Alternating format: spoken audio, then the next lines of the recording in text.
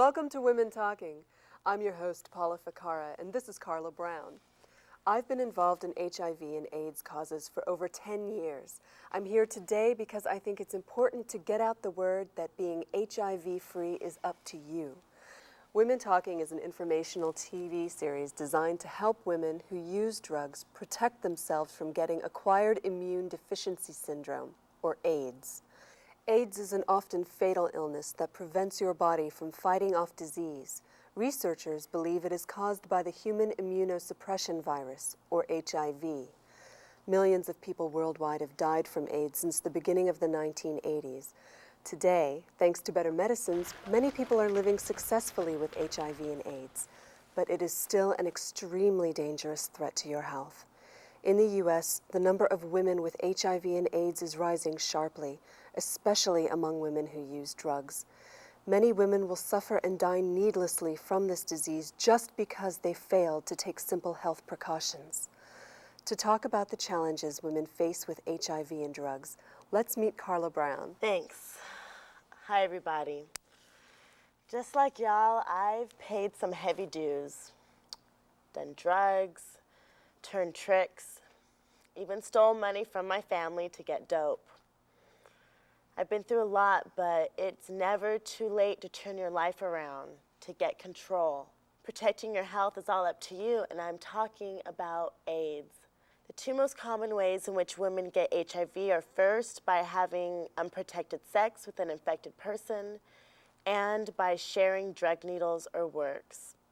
I found out I had HIV the same time I found out I was pregnant. I had a baby girl, Violet, who was born with HIV. She was okay for a while, but then she got very sick. Violet lived for 6 years. Losing her was the most devastating thing I've ever experienced. Women think because they know someone, the person is safe, but that's not always true. The fact is, you can't tell by looking at a person if they have HIV or AIDS. I'd been seeing this guy, Daryl. We went out together for a few years. We'd always shared needles and never used a condom. I'd heard about AIDS, but I knew Daryl, so I thought he was safe.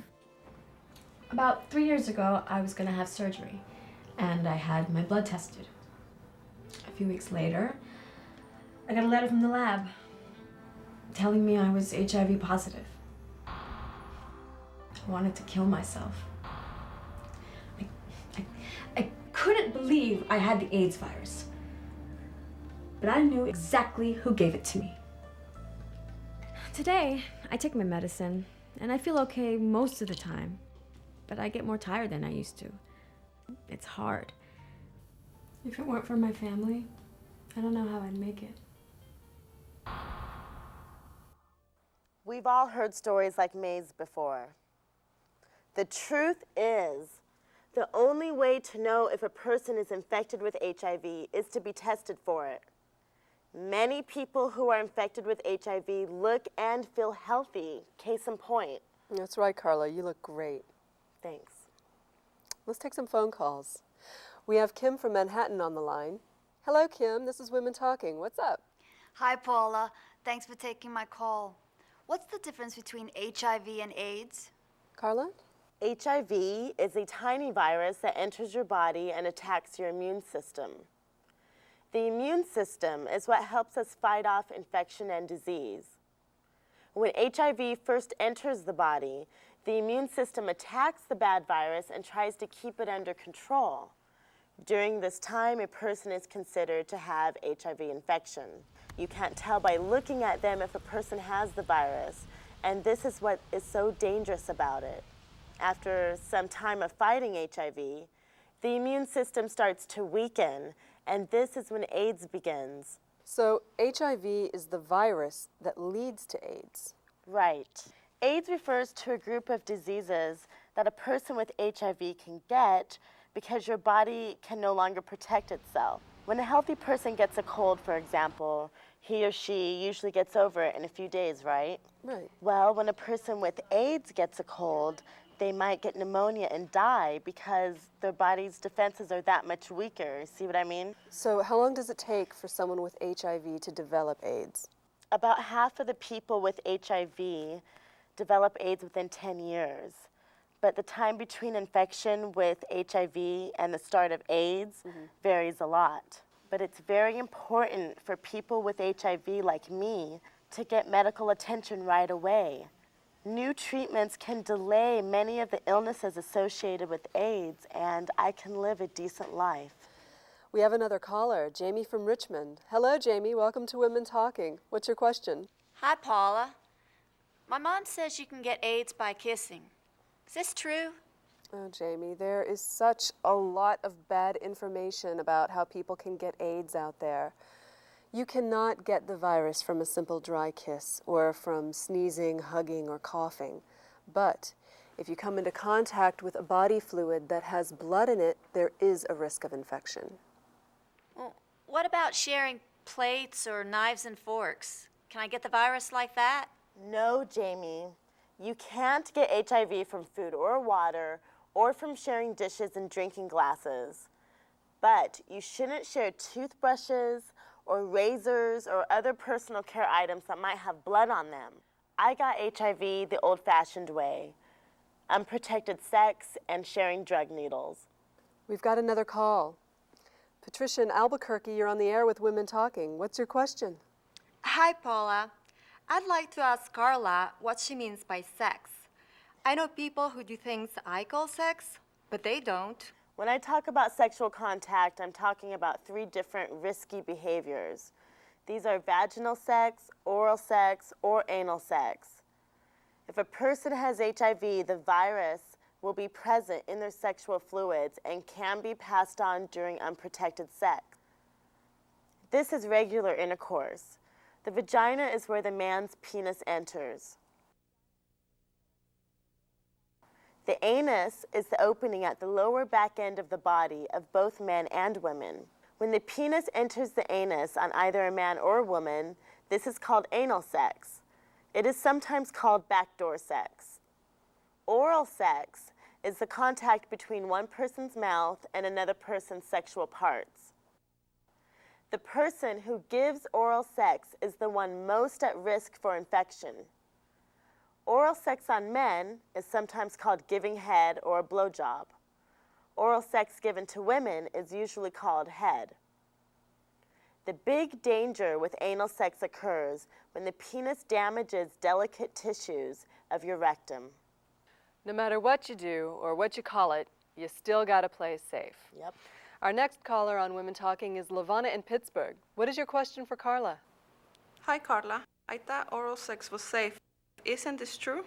Even though a blowjob isn't as risky as vaginal or anal sex, a woman can still get infected with HIV if they come in your mouth. If you have any open sores, cuts, or gum disease in your mouth, the virus can easily get into your bloodstream. So what can Lavana do to protect herself? Some women choose not to have sex. I mean, it's the only way of protecting yourself 100%. Also, you could limit yourself to one partner. That will also reduce your risk. You can't always be 100% sure about your partner. A lot of men fool around even though they say they don't. So if you have more than one lover, or if you aren't sure about your partner, the next best thing to do to protect yourself is to always use a condom when you're having sex, even with blowjobs. You are so right, Carla. Let's watch this interview. It's about a woman named Lori.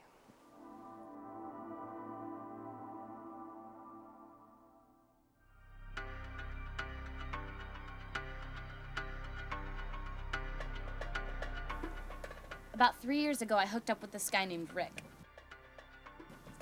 I really fell in love with him.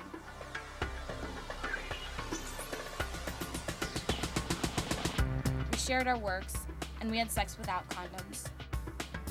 I felt safe with him, you know?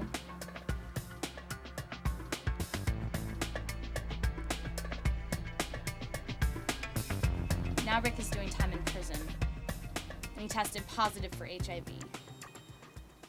I know I gotta get tested for HIV, and I'm real scared. If I could do it over again, I would have used condoms and never shared our works. I don't want to die. Not like this. See, that's my story. Many women get infected with HIV by sharing drug equipment that another person has used. You can get infected by sharing needles, cookers, cotton, or rinse water. If you inject drugs, it is extremely risky to share works. Infected blood can be drawn up into a syringe and then get injected with the drug by the next user of the syringe. Because infected blood goes directly into your veins, this is the easiest way to pass on HIV. Small amounts of blood on cookers, filters, tourniquets, or in rinse water is very dangerous. Blood on the hands, even tiny amounts, can also be dangerous when you help someone else vein, steady their arm, or when you pass equipment. That's life-saving information. Oh, we have a man caller from Detroit. Jim, welcome to Women Talking. What is your question? Hi guys, I don't understand why you're at risk for HIV if you just smoke or inhale and don't inject drugs. What's the big deal? What about that, Carla? Some people smoke crack, meth, or snort coke rather than inject it. But this doesn't mean that they're safe. Even if they only smoke or snort, people who are heavy users are still increasing their exposure to HIV. And why is that? Women who use coke often have more sex, and they may not ask their partner to wear a condom. A lot of women trade sex to get drugs or money. This causes them to have more partners or to have risky sex. Women who smoke crack can get cuts in their mouth, which makes it easier to get HIV through unprotected oral sex. I tried to use condoms every time I had sex because I knew my date saw other girls. I used to give a lot of head because it was the easiest way to get drugs, but I stopped. I didn't want to get no diseases in my throat. It's gross. And if I was going to do a trick, I did it before I got high, because when you're high, sometimes you forget or you just don't care about protection. Yeah, and then it's a little late, isn't it? Yeah. Okay, we have another caller on the line, Louisa from New Orleans. What is your question, Louisa? Hi. Isn't it bad enough that I have to be concerned about HIV? I mean, somebody told me that there are some other diseases I have to be worried about when I have sex. What are they? More women are getting other diseases associated with HIV. Behaviors that put you at risk for HIV, like sharing needles and having unprotected sex, also put you at risk for diseases like hepatitis B and C that damage the liver. They are most often spread by contact with the blood of an infected person. A pregnant woman who is infected with hepatitis B or C can give the virus to her child. Hepatitis C, or HCV, is much more serious. And since HCV is passed on through blood and is very infectious, people who shoot drugs even once need to be concerned. But like Louisa was asking, hepatitis C can also be passed on through shared straws, used to sniff meth or coke, as well as through unprotected sex. So sexually transmitted diseases, or STDs, are diseases that you can get by having sex, right? That's right. Many of the same behaviors that put a woman at risk for HIV also put her at risk for getting other diseases. Some of the most common STDs that women get include chlamydia. This is the most common sexually transmitted disease. Pelvic inflammatory disease, or PID. This is an infection that often develops when STDs go untreated. PID can prevent a woman from getting pregnant or may cause other problems when giving birth. This is really dangerous. Gonorrhea. This is a sexually transmitted disease that can usually be treated with antibiotics. However, without early treatment, many women with gonorrhea will develop PID. Then there's genital herpes, a disease which can be controlled with medicine, but there is no cure. And let's not forget genital warts, a viral infection that can lead to vaginal or cervical cancer if not treated. Syphilis can usually be cured with antibiotics. If syphilis is not treated in a pregnant woman, the baby can die. Lots of us have had yeast infections. This is a vaginal infection that is not always sexually transmitted, but it is still serious if untreated. There's so many STDs out there. What are we supposed to do? Well, all of these infections need medical attention. Right. STDs that keep coming back could be an early sign of an HIV infection. Now, I'm not telling y'all this stuff to scare you. I'm trying to let you know that there are risks out there and that you have the power to protect yourself. So if you have any bumps, sores, or itching in your vaginal area, or if it hurts when you pee, or if you notice any unusual milky discharge, you need to get tested. Of course, you may not have any of these symptoms, so you still need to get a gynecological exam every year. Yep. Recognizing risk makes all the difference. We've learned some important safety tips today on Women Talking and shared some very personal stories. Careless drug use and unprotected sex, even with those we trust, can lead to AIDS. The main thing to remember is that you are in control of your own health. I want to thank my callers for joining us today, and we'll see you next time on Women Talking.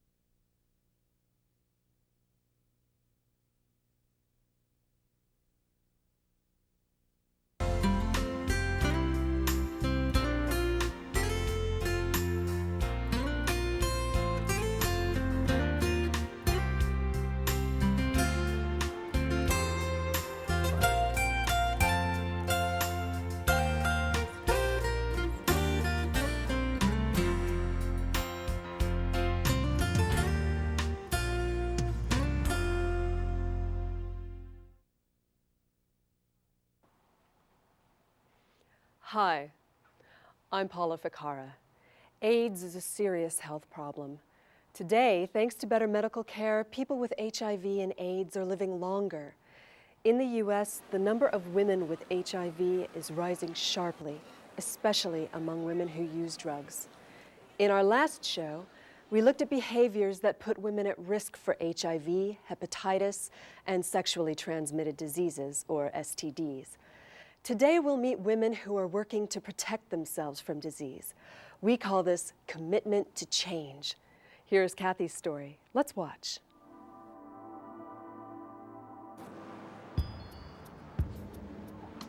My mom and me never got along too good.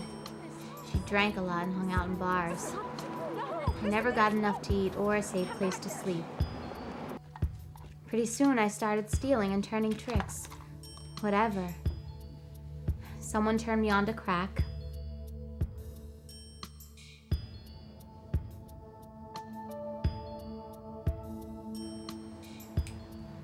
I worked the streets to make money.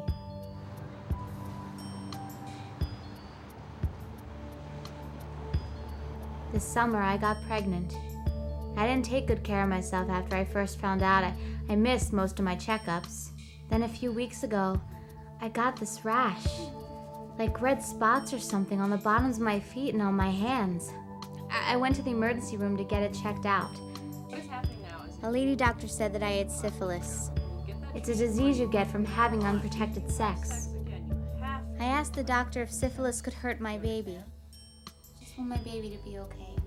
She said they could treat me before the baby was born. She said I was lucky it wasn't HIV. The doctor told me I would have a really sick baby if I didn't get off crack. All I could think of was how my first baby could be born sick or die because I didn't protect myself. I was already being a bad mother. You know, I thought I was safe because I used rubbers with dirty-looking guys, but I didn't use them with every trick. That was a big mistake. Now I know I should always use rubbers with everyone. Before I left the clinic, I got lots of condoms from the nurse. She told me to use them every time I had sex. She told me to come back for more anytime. I'm making some changes. With the baby coming, I don't want to live this kind of life anymore. No matter what the future holds, I don't want to do nothing that's going to hurt my child. I started going to church and I made some new friends, real good people. They're helping me stay straight and off the streets. You know, Kathy makes a good point. If you want to change your life, it's important to make friends who don't use drugs. Now, let's meet Barbara. Hi. Hi. Thank you. Now, you're an outreach worker, right? Right. Why don't you tell us a little bit about yourself and your work? Well, I'm an addict. Meth, crack, you name it. Even after 2 years clean, I'm still an addict because that is a disease that will never go away. What was your life like when you were using drugs? It was a wild story. My husband let drug dealers move into our home. And they dealt drugs from our house and they kept their money there too. And then one day, my brilliant husband ripped them off and disappeared with the money and left me alone with those damn dealers. The news about my house spread fast, and I had crackheads over at all hours, but I was completely stoned out of my mind. What about your kids? These social workers came and took my kids away, and I got so depressed, I tried to kill myself with crack. And then one morning, these two guys knocked on my door, and I thought they were friends coming over to get high. So I opened the door. Big mistake. They were those dealers looking to get even with my husband, and they just tore apart the place and then shot me 3 times. Wow. How did this change your life, Barbara? Changed my life. It almost took my life away. But it took me about a half a year to heal up from the wounds. Okay, sorry. It took me half a year to heal up from the wounds. But thank God this got me into rehab, you know? And being sober really forced me to look at my whole life. And I had just hit rock bottom and I couldn't live that old way anymore. Right. Tell us how getting off drugs improved your life. I work with an outreach program, and I help other women make better choices for themselves and get social services. But the truth is, it helps me stay off drugs. Yeah. And for the first time, I'm the boss of my own life. You know, I don't have to worry about drugs or cops or maybe getting killed. It's great. Yeah, so now I work with women, and I tell them about drug treatment and why it's good. You know, how treatment helps improve your life and your health, and it can also reduce the risk of HIV and other diseases. How treatment helps you avoid situations and people who tempt you to use drugs, you know? And when you're in rehab, you can get counseling and support for you and your family. And you can also get referrals to health and social services other than that treatment. And it's great. It really helps, believe me. Yeah. It really helped. Barbara, your story is absolutely incredible. And you've come such a long way. It's great. Thank you. Now I'd like to introduce you to Betty. She has an interesting story about her experience with drugs and the health problems she faced. Hi, Betty. Hi. Welcome. Hi, Betty. How you guys doing? Good. Good. How are you? Sorry. It's okay. Hey, why don't you tell us a little bit about what happened to you? Sure. Well, done a lot of things that I'm not proud of. Blowjobs, straight sex, 3-ways, anal sex. Well, how many men were you partying with, you know? What are we talking about? 10 or 12 a month. Some of them were steady boyfriends, you know, that I knew pretty well, and we used condoms, but most of the time we wouldn't. You know, when you're using sex to get money and drugs, you don't think about what's right or wrong. I did anything for dope. Yeah. Do you have children? Yeah, I do. I've got 3 kids, but I was too wasted to take care of them, so my mom has them. And what happened to you when you were using sex to get drugs? Are you okay? No, I got the clap. Oh, God. And I don't even know who gave it to me. Did getting gonorrhea make you change your behavior? No. No. I mean, I got treatment, and then I got right back out on the street. Right. You know, and I used condoms for a while, but then I stopped. And what do you know? A few months later, bam, I got chlamydia. Oh, God. So when did you decide to start making some changes? Oh, it was after I got sick again. I decided that I needed to do something. And so I got into treatment. Great. Yeah, and that's where I met Bobby. Okay. Yeah, and he really understood me, and we got along real good. And a few weeks later, he moved in. Wow. Yeah, and he tried to help me get off booze and dope, so it was good. Oh, well, that's great. So did Bobby make a difference in your life? Well, at first, yeah, he did. But then I was back out on the streets, and I was using again. The only time it was different was that I was carrying condoms all the time. So if a trick didn't have one, I'd pull one right out of my purse. So good. That's great. Yeah. So when, what was it that made you decide to start using condoms? I didn't want to get any more sex diseases. No way. Yeah. And I really didn't want to get AIDS. Yeah. And definitely. I didn't want to give Bobby any diseases. How did he feel about you going back to drugs in the streets? Wow. He did coke for a long time, so he really knew what I was going through. Yeah, supportive. Yeah, he was. That's good. So Betty, how are you today? Right now, how are you doing? Today? Yeah. Well, I feel like I want to turn my life around. Yeah. I really do. And Bobby helped me get back into treatment. Oh, good. So I want to stay with him. Right. And I'm working to get my kids back. Oh, that's so good. I think you're doing the right thing getting back into treatment. Yeah. Because even if you've been in a program and you've dropped out, you can still get a lot of good from being in your current treatment. Getting back in there. You have to. Yeah, I was trying to get off drugs. I found the support system that I had with other women who had been through the same thing as me was just incredible. Yeah, I mean, you've got absolutely. people that you can talk to and relate to, and then you can help each other really keep each other clean, you know? Absolutely. Women who are in treatment, especially if they have drug-using partners, need friends who are clean and who can help give support. Yeah. That's the only way you can do it is with that support. Yeah, and you are so lucky because you've got a boyfriend who's clean, who's giving you that support, Right, totally. Yeah, I know you're going to make it. You just have to keep trying to break those old habits, just hang in there. But you can do it. Yeah. Betty, thank you so much for coming and sharing your story with us today. Sure. Now we have a call from Louise in Fort Lauderdale. Hello, Louise, what's your question?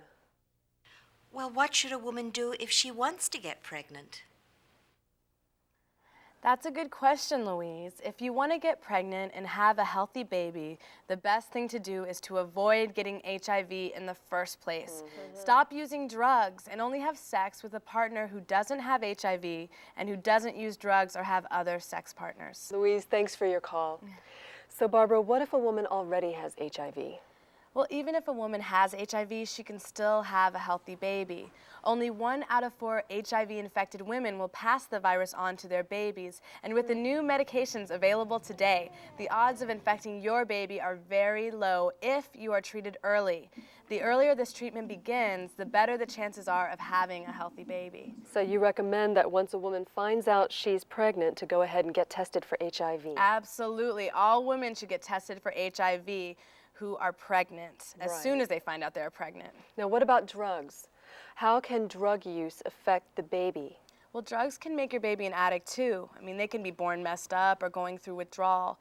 All women, and I know it sounds like I'm preaching here, but all women should get off drugs before they even think about having babies. And if a pregnant woman already has HIV and she takes drugs, she's twice as likely to infect her baby.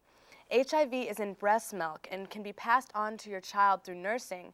HIV-positive women should not breastfeed their babies. Right. Our next caller is Anne from Cincinnati. Hi, Anne. What's your question? Hi, Paula. Hi, ladies. How you doing today? Good. Great. Thanks, Anne. I was just wondering if everyone should get tested for HIV. What's the test like? Oh, I can answer that, I think. Yeah, go ahead. Okay. Well, if your behavior puts you at risk for HIV, you should definitely get tested. Yeah, and the sooner you find out, the easier it is to treat HIV. The test uses a small sample of your blood. A positive test result means that you're infected with HIV and can give the virus to others. A negative test may mean that you are free of the virus, but this is not always true. It's a good idea to be retested in 6 months to be sure you don't have the virus. And between tests, if you have sex, make sure you use a latex male condom or the female condom, which is my personal favorite. And if you use needles, never share works. Always use clean works. Right. Now, we've been talking a lot about HIV. What about hepatitis? Oh, well, hepatitis B and C are very serious illnesses that can be caused by sharing needles. If you've done dangerous things, get tested for hepatitis as well as HIV, please. Hepatitis C can kill you if it's not treated. And thanks for the call. Now, let me introduce you to a friend of mine who's made some big changes in her life. She hasn't used drugs in 6 months. Now, check out this video. I'm clean now. When I used, I had a lot of pain. My kids are in foster care, and I've lost everything I owned.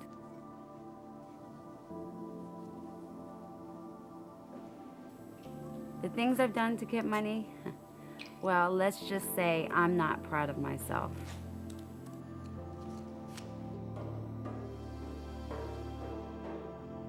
Last year, I found out I was HIV positive.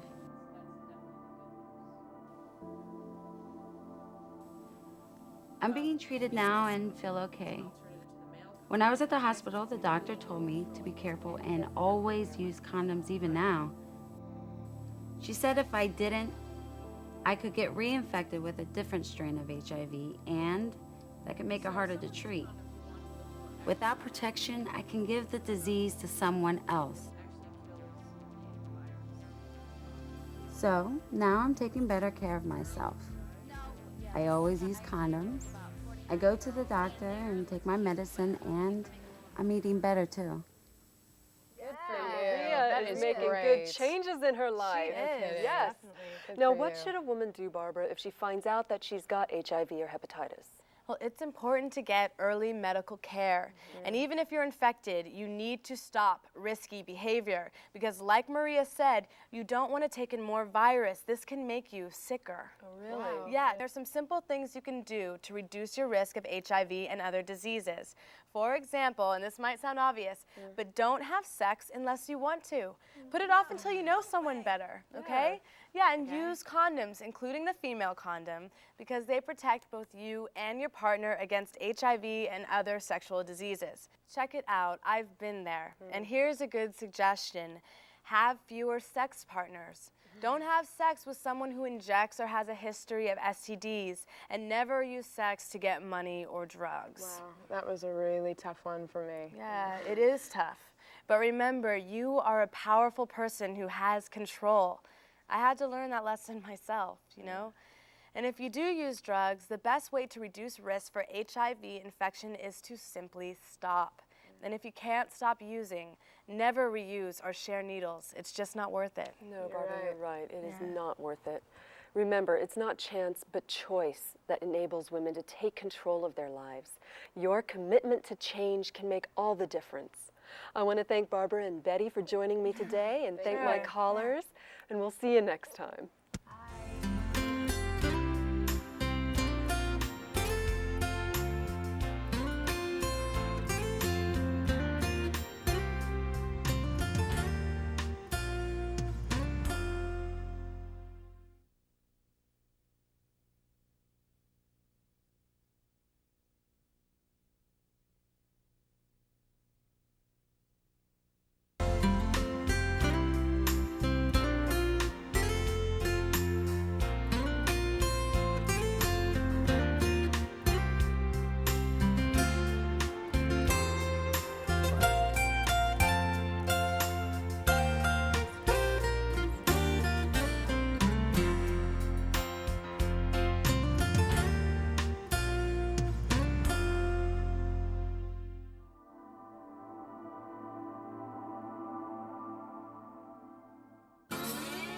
You gotta face it, some men just can't be trusted. I know there are some men out there who are true to their women, but a whole lot of them cheat. I know, because they come to me. I work the street. Now, you may not like the fact that your man is out there with me, but at least I protect myself, and so should you. I've seen a lot of bad things out there, shootings and stuff like that. I've seen people die of AIDS, people I was close to, and it hit me hard. It could have been me. It could be you. So, I use condoms with my boyfriends to protect myself. As soon as I meet a man, I ask him if he's got a condom, and if he don't, I always got one tucked away. But ladies, you gotta protect yourself too. If you think your man is stepping out on you, watch out. There's plenty of men out there paying for sex, and they don't all use condoms. This ain't about love, it's about cold reality. It's about your life. You need to protect yourself. So baby, what's up? What can I do for you?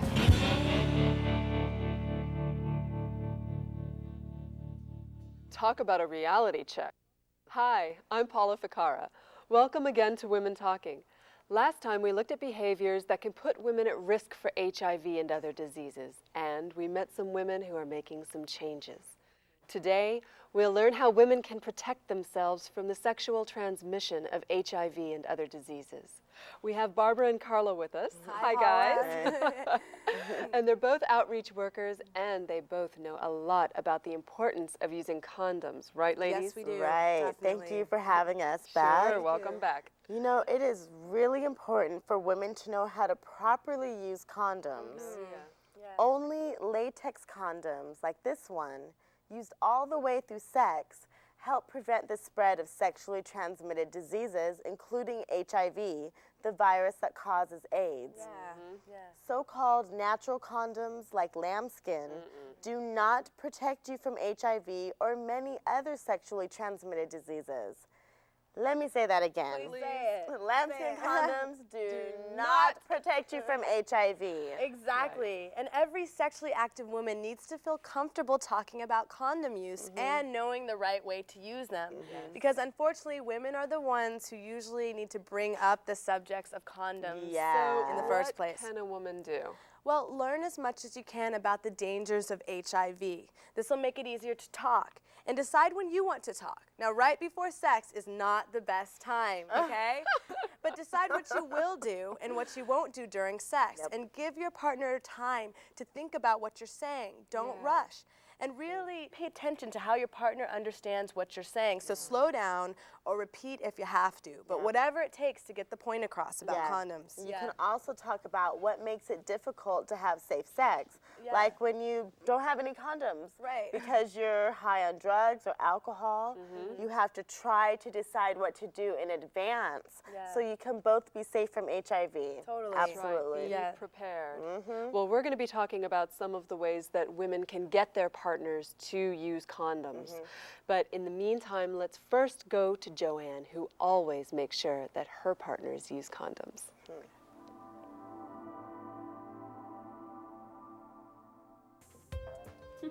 I've been around. I know what goes on out there. I have used everything from acid to heroin, but I don't do dope no more. When I heard about AIDS, I stopped.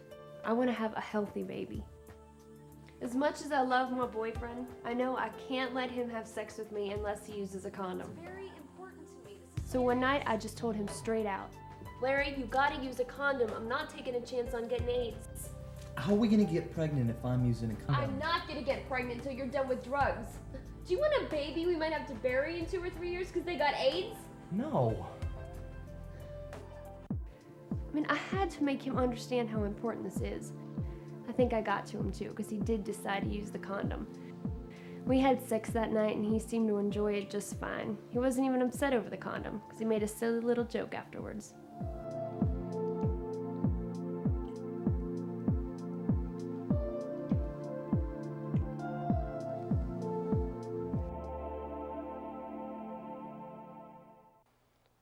That's great to know that Joanne's man is doing the right thing.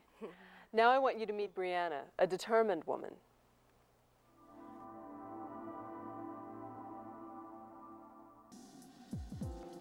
My old man Leon is a hype.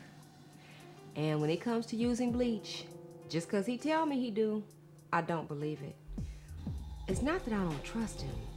It's just that so many people say, I forgot. A lady I know got AIDS from her old man, and I wanted to protect myself from getting it too. Wasn't easy trying to get Leon to use rubbers. I couldn't just come out and say, put this on, because there was always a fight. You doing something with somebody else? Is that what this is all about? He'd be accusing me of messing around. I told him that I cared about him, and common sense should tell him that there was nothing going on with me. There you go again. But I held firm about condoms. No glove, no love. He is anyway special too. Now we're gonna be making love, you know, laughing, talking, and joking, and we're both happy. Then I just say, but let's try this one. Once I start putting it on him and touching him down there, it feels so good, he don't even care that he has it on. Women shouldn't have to go through this shit to get their man to use rubbers. But my old man had to wake up and smell the coffee. Because my life is worth more than sex and a bag of dope. Good for her. Brianna's story shows it can be tough to get a man to use a condom, but you can do it. Yes. Yep. Now we have Steve on the line. Steve, welcome to Women Talking. What's your question? I don't need to use condoms because I know I don't have any disease. Oh. Why would I even think about using condoms? Oh, well, okay, Steve. This is what I'd tell you if I was your girlfriend. Go. I don't think I have any diseases either, but lots of folks have disease and don't know it, so it's better to be safe than sorry. That's right. But Steve, the truth is, if you've ever done anything risky with sex or drugs even once, you may have a disease, not only HIV, but hepatitis or other sexually transmitted diseases, and not even know it. It's vital. That's right. Thanks for the call, Steve. Thanks, Steve. All right, guys, now we got Richard from Fort Bragg on the line. Welcome to Women Talking. What's up, ladies? What's up? Hey. Hey, I'm just calling today because, well, I can't feel anything when I use a condom, and when I do, I feel like, what's the point? You know, why even try it? Carla, you take give this it to one. him. Yeah. This is what I'd tell you. I think you'll still feel good with me. Let's just try it and see. Well, what do you got in mind? Trust me, baby. You'll like it. But I'm too big for most condoms. I mean, it'd be like trying to shove 30 people into a Volkswagen. Oh, please. That's big. Look, I know you're a big man, but I have one that I think will fit you just right. Yeah? Let's try it. You're gonna like it. Don't you want my love? Oh, yeah. Okay. Yeah? Okay, Yeah? if that's the only way, all right. Okay. Oh, girl, you got him that time, Carla. Thanks, Richard. Okay, Barbara, our next caller wants to see how you would handle his situation. Really? Go ahead, Jonathan. You see, it takes too long to put it on. I'll get out of the mood, if you know what I mean. I hear that all the time. Well, I'll help you put it on. That'll keep you in the mood. But condoms are messy, and they smell funny. Yeah, but we'll both be safe. I love you, Barbara. Oh. I won't give you no disease. Oh, well, I know you wouldn't do it on purpose, honey, but anything can happen, and this way we'll both be safe. Just this once, baby? It only takes once. But I don't have a condom. Well, I always carry one with me because I care about myself. And I have one with me now because I care about both of us. Well, I care about you too, baby. Aw, thanks, Jonathan. That's great. Thank you, Jonathan. Now, see, ladies, those were great ways to get a guy to wear a condom. Yeah. How could they refuse after that? Whatever it takes. All right. Now let's take a look at how Angie and Ron solved the problem.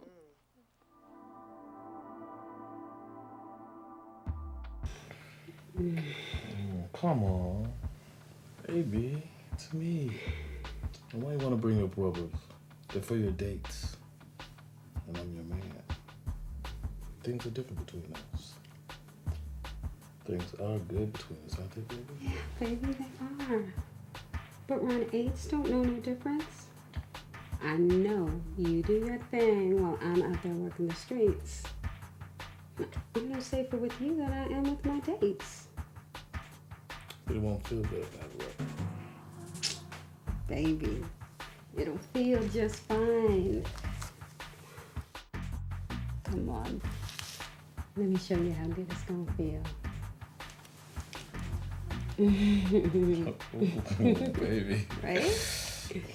I've learned a few things about condoms over the years. I've heard it all.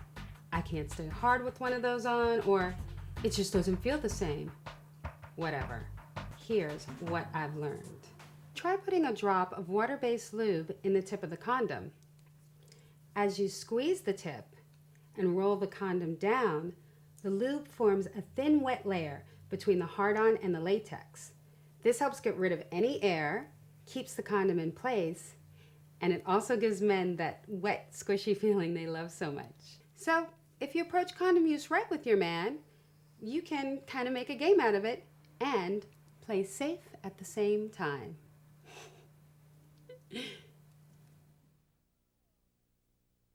Oh, see, Angie's got that right. Yeah, she does. Now, Carla, how come you can't just say to your man, no condom, no sex? I mean, why can't you just insist? Well, some do, but a lot of women are afraid because some men can get angry or even violent when a woman just says no. Men are more likely to give in to using a condom if they are coaxed nicely, right? Yeah, you do that very well, Carla. All right. So now we're going to take a look at the male condom, right? Yeah. All right, Barbara, give it to us straight. What's the word on condomization? Work it out. Well, by using male latex condoms the right way all the time, you can protect yourself from HIV and other sexually transmitted diseases. Now, the best way to use a male condom is to open the wrapper carefully with your fingers. Do not use your teeth, and be extra careful if you have those fancy fingernails. You don't want to tear the condom or put a hole in it. Squeeze the air out of the tip of the condom before putting it on the head of the penis. This gives room for the cum and helps the condom from breaking. The ring should be on the outside. Roll the condom over the head of the penis and roll it down. If it does not unroll easily, it is on inside out. Don't reuse it. It may already be damaged or contaminated, so throw it away and begin with a new one. Gently smooth out any air bubbles. Make sure the condom covers the entire length of the penis, and remember to leave room at the tip for the semen. Use enough lubrication for latex condoms. Only use water-based lubes like KY jelly. Don't use oil-based lubes like Vaseline or baby oil. These products damage latex condoms. Now, if the condom breaks or falls off during sex, but before he comes, stop and put on a new condom. After sex is finished, hold the base of the condom to keep it from slipping off the penis while pulling out. And when your man gets soft, carefully remove the rubber to keep the contents from spilling. Throw away the used condoms. Only use it once. If you are going to have sex again, use a new condom. Also, remember to store condoms in a cool, dry place out of direct sunlight. Heat weakens the latex. And check the expiration date on the box or individual package. The expiration date is marked as EXP. Don't use latex condoms after the expiration date. But don't worry, most health clinics will give you all the condoms you want for free. Isn't that good news, guys? Thank you, Barbara. Sure. All right, now we're going to hear from Pat. She's discovered a new way of protecting herself.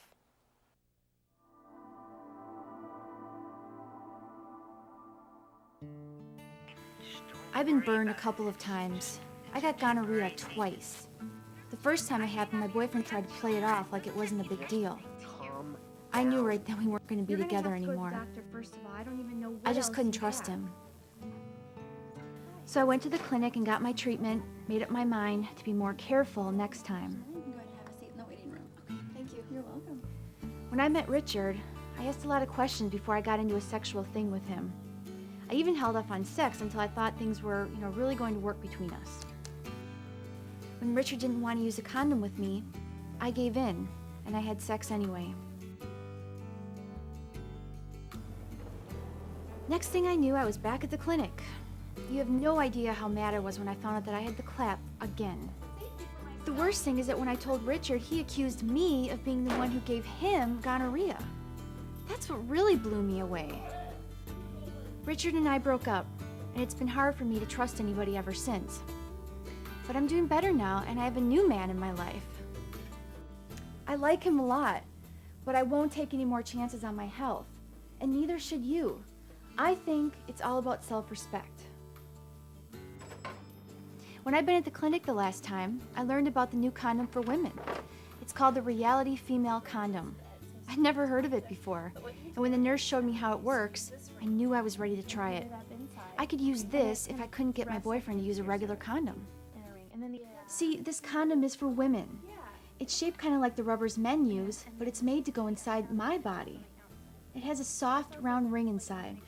That keeps it in my vagina so it doesn't slip out. Yeah, this is great. It took me a couple of tries to get it in right, but now I'm really good at it. My whole inside is covered, and my boyfriend doesn't have to put on a rubber.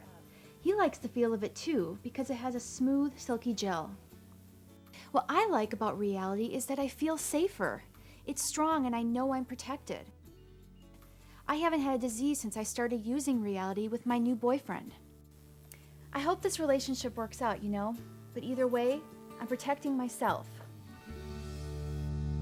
You know, I don't think many people know much about the female condom. Carla, why don't you tell us about it? Tell us what it does, how it works. Reality, the female condom, is a type of latex pouch inserted into the vagina. It has 2 rings, one at each end of the pouch. The smaller closed ring lies inside. The other ring, the larger open ring, stays outside the vagina. The female condom is lubricated on the inside, but additional lubricant is provided with the condom if needed. It reduces the risk of getting sexually transmitted diseases and pregnancy. You can insert it up to 8 hours before having sex, but most women put it in a few minutes before. Female and male condoms should not be used together at the same time. Each female condom can be used only one time. Throw it away after you use it. That's so cool. So how do you use it? Well, it does take a little bit of practice, but once you get the hang of it, you're really gonna like it. Here's how it works. Okay. The open end covers the area around the opening of the vagina. The inner ring is inserted and is used to keep the pouch or sheath in place. Hold the inner ring, the smaller closed ring, between your thumb and middle finger. Squeeze the inner ring and insert the pouch into the vagina as far as it will go. This is similar to inserting a tampon. It's in the right place when you can't feel it. Don't worry. It can't go too far or get lost in your body, and it won't hurt. Make sure the pouch or sheath is not twisted. The outer larger ring should stay outside the vagina and should stay outside during sex. After sex, remove the condom before you stand up. Squeeze and twist the outer ring. Pull it out gently. Throw away the used condom. Do not flush it in the toilet. Like I said, the female condom can be put in up to 8 hours before a woman has sex. And just like a tampon, you will be able to go to the bathroom while wearing it. Great. I had no idea that this was an option. Yeah, it's incredible. It is. We have Darlene on the line. Welcome to Women Talking, Darlene. What's on your mind today?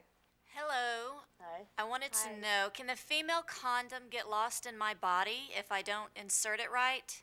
Carla? I understand your fear, but it can't get lost inside you. Your vagina is a closed pouch. Because the vagina is closed at one end, the female condom cannot float up and get lost in your body.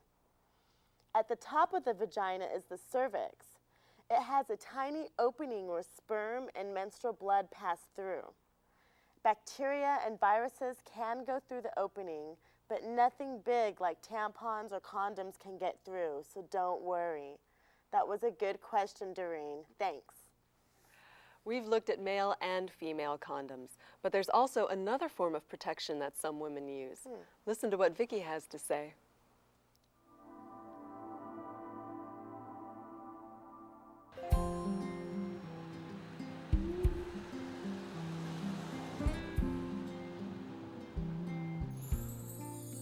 Well, I'm a lesbian.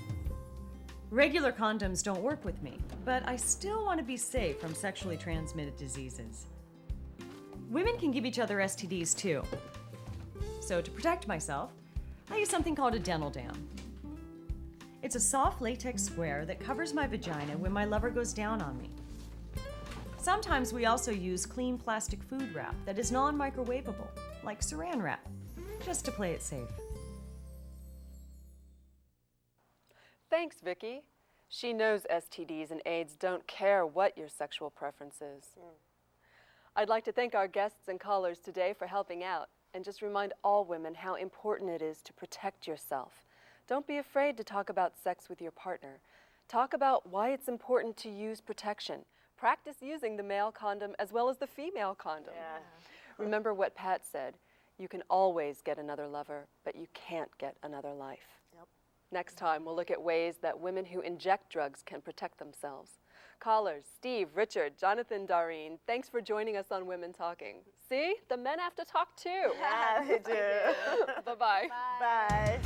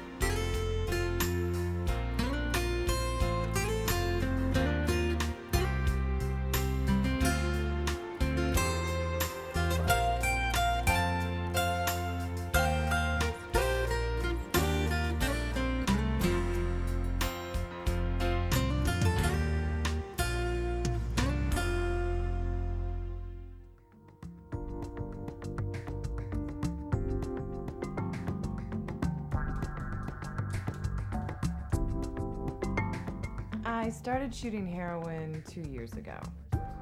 I got turned on by a friend and have been using ever since. I had heard that people who shoot up can get the AIDS virus, but I didn't really understand how. I wanted to know what I could do to protect myself, but none of my friends knew any more than I did. I had been cleaning my works with water, but that's all. Then one day, I met an outreach worker who was giving out condoms and flyers about women and AIDS. She was giving out stuff to people who use needles. So I was up front and told her that I shoot. She told me I should learn how to use bleach to clean my works to keep from getting HIV. She told me that the virus was in the blood and that it can stay inside the needle.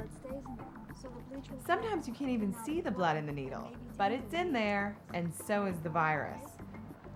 That meant whoever shared my works got their blood in my needle. If that person had HIV, it could be going into my arm too. So this outreach worker lady showed me how to use the bleach and water right there on the street corner. She gave me a bleach kit and told me to use it every time I took a hit. She said she'd come back and see me again so I could let her know how I made out. She was really serious. Looking back, I guess taking that first step wasn't so bad. 3 months ago, I didn't know nothing about rinsing my needles.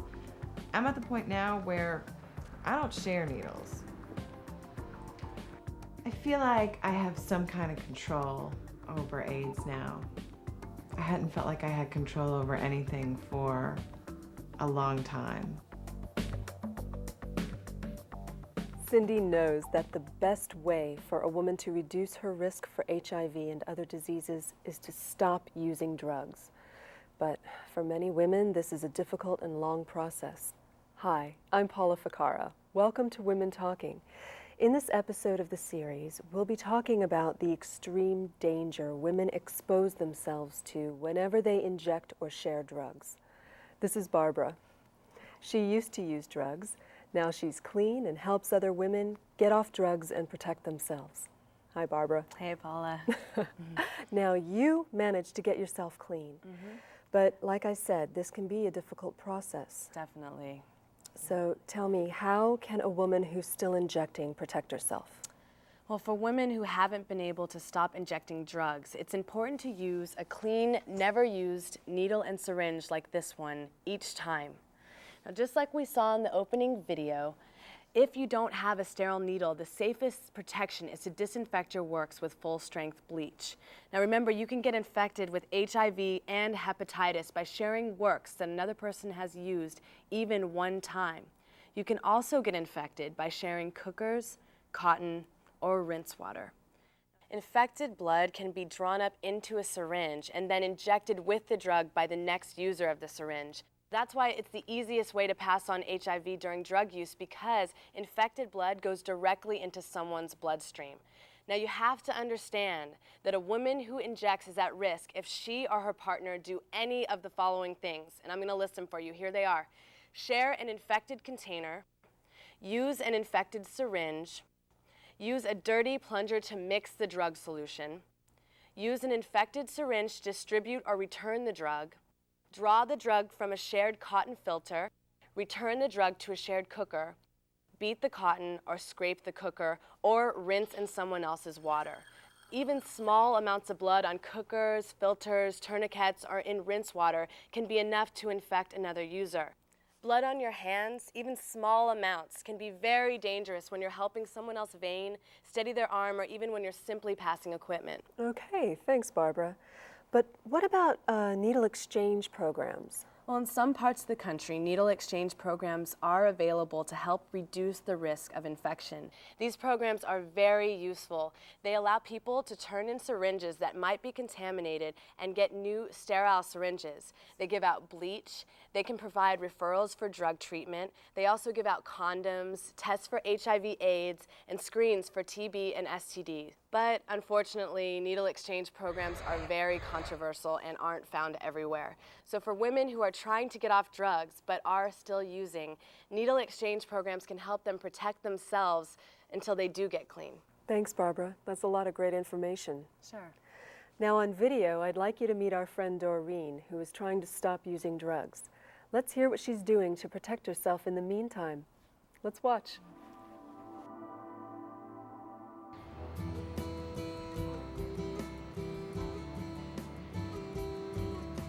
The first thing I think about when I wake up in the morning is how I'm going to get high. If I don't have any money, which is usually the case, I go make some. I'll get high, and then the day just takes care of itself. I mean, no telling where I may end up once I get fixed. My old man fixes too. I mean, every day we do our own thing, so I don't know who he's getting high with when I'm out there doing my thing in the streets. We've always shot behind each other when we didn't have our own rig. We clean with bleach, but we're never sure if we're cleaning it good enough because it seems like we're always in a rush. We talked about just flat out not sharing so we wouldn't give each other HIV. So lately we've been trying to keep our own rigs with us. So he's got his at home and I try to carry mine everywhere I go. Now I feel a little more protected. I always say if he gets HIV or I get it, let's not both get infected. We're not that crazy that we both gotta go. If you care about somebody, you don't want them to die. AIDS is no joke. That's what I figure. Doreen's story is a familiar one to a lot of us. Now, Barbara's going to show us the proper way to clean and disinfect drug equipment, right? Right. But first, let me repeat, the best way to reduce the risk is to stop using drugs. If this isn't possible, the next best thing is to use a clean, never used needle and syringe like this one each time you inject. If no other option is available, a person who injects drugs should clean and disinfect needles and syringes with sterile water and full-strength household bleach twice, once right before using and then right after needles and syringes are used again. Let me show you how to disinfect works. I'm going to use this slightly larger needle because it's easier to see on camera. Okay, step number 1. Wash out the needle and syringe by flushing it at least 3 times with clean or sterile water. Each time, draw the water up completely to the top of the syringe.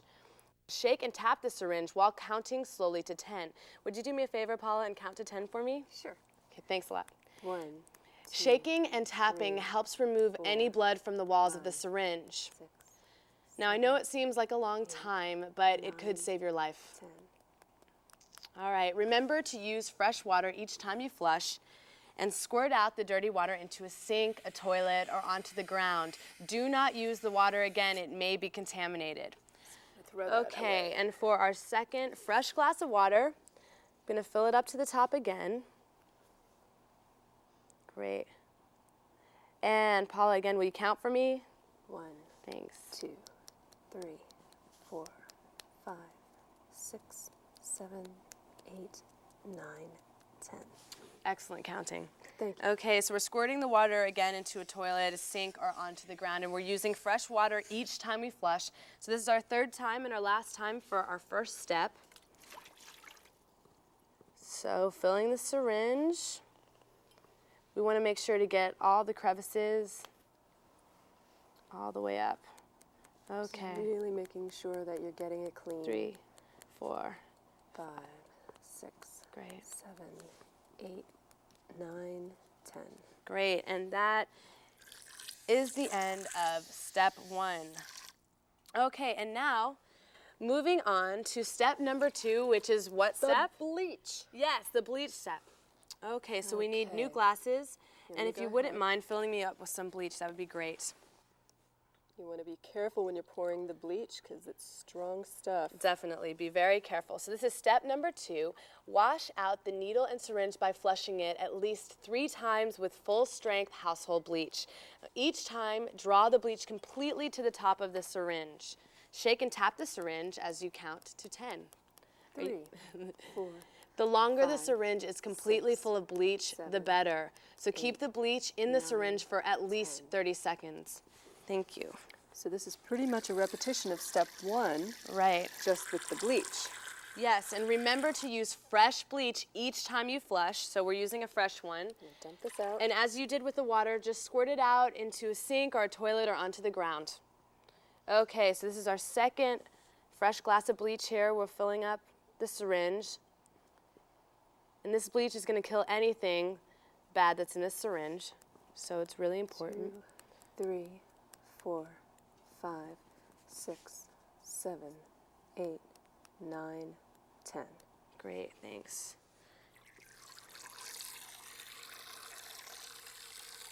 Okay. Thank you, Paula. You're the best assistant. All right. And for our last flushing with bleach, want to make this a good one because we want to make sure we're getting everything. 1, 2, 3, 4, 5, 6, 7, 8, 9, 10. Perfect. Okay. All right, and now we're moving on to step number 3. Now, this is a repeat of step number 1, and we want to use fresh glasses and fresh water. We want to wash the leftover bleach out of the needle and syringe by filling it to the top and flushing it at least 3 times with clean or sterile water. So thank you, water pourer. Ooh, careful. Okay. Now, do not reuse the water you used the first time, and you don't want to leave any bleach in the syringe. That could be injected, so be sure to rinse it carefully with water, and I can't stress that enough. You don't want to inject yourself with bleach. 3, 4, 5. So shake and tap 6, the syringe again 7, while counting to 8, 10. 9, 10. Good. And squirt it out into the sink or a toilet or onto the ground. You want to make sure you don't use those glasses that had bleach in them before. Yeah. Okay.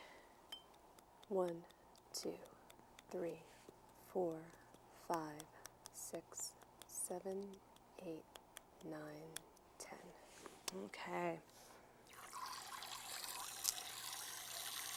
Great, and for our last time? Well, it seems like a long process, but It really is worth it. It really is worth it. Sharing works is the most dangerous thing you can do, you know, so it's really important to take care of yourself and make sure you're using a clean needle and syringe. And this is the way to do it. This is the way to make sure that it's clean. Okay. 7, 8, 9, 10. All right. So also another good thing that I do is remove the plunger from the syringe and clean both parts again with bleach and water. This helps clean hard-to-reach places behind the plunger. And remember, cleaning used needles and syringes with bleach can reduce the risk of HIV transmission, but it is not as safe as always using a sterile needle and syringe. Cotton balls, cookers, and rinse water should not be reused because they may be contaminated with blood. So if you share works, remember to clean twice, once before you use and once after, with water, bleach, and water. And always use new cotton cookers, water, and bleach. Thanks a lot, Paula. Thank you, Barbara. That was great. It's good for us to see that and to know what to do. Definitely. So we've learned a lot today about how women who inject drugs are at risk for getting HIV if they share needles or other drug equipment. Even if a woman doesn't inject, this is really important to know she may be at risk if she has unprotected sex with a partner who shares. Well, I think we have time for just one caller today. We have Jackie from New Jersey back on the line. Hi, Jackie. Hi, Paula. How are you? I'm doing fine. How are you doing? Oh, we're great. Good. Well, I'd just like to say that there's a lot of things I don't have to worry about anymore since I stopped shooting. And it's nice not to have to worry so much. And for everyone out there, if you got to shoot, make sure you don't share. And if your partner shares, then make sure you use a condom. Yeah, thanks, Jackie. You are so right. Yeah. And let me also add, if you gotta share, it's just plain dumb not to bleach. So let me summarize what we talked about today. The best way to save your health and your life is to stop using drugs. If this isn't possible, the next best thing is to use a clean, never-used needle and syringe each time you inject. The next best thing is to disinfect works with full-strength bleach. Remember that your health and your life are in your own control. You have the power. Thanks for watching. Bye. Bye-bye.